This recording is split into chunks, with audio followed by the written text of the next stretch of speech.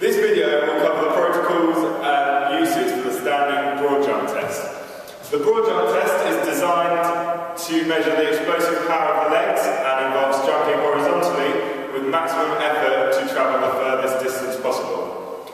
The test is relatively easy to set up and complete, however it involves maximal explosive power and a high impact landing.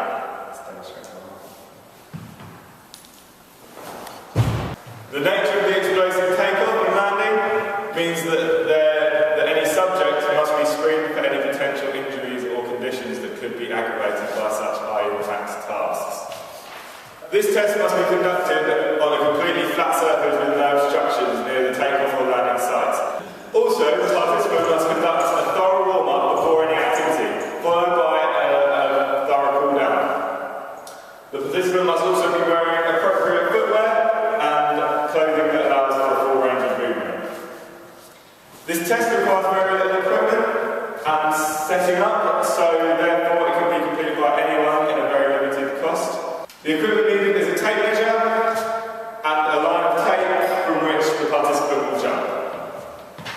Participants must stand with their toes up to the line on the ground, and then by swinging their arms and bending their legs, they must, from a standing start, propel themselves forward as far as possible.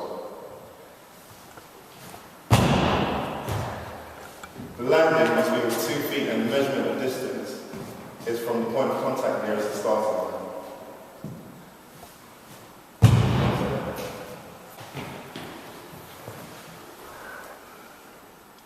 Each subject jumps 3 times, and the furthest distance measured stands as the final result. An advantage of this test is that it's easy to set up and needs very limited equipment, meaning it can be completed by anyone.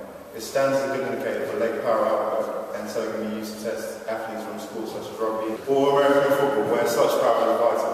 Potential disadvantage to this test is that it requires an element of skill and technique, so 2 people can create the same power from their legs, could potentially pose different scores. Another disadvantage is that this test is not suitable for all people.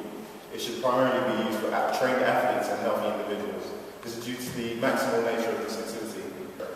If an untrained person with a sedentary lifestyle attempted this test, injury would be far more likely to occur.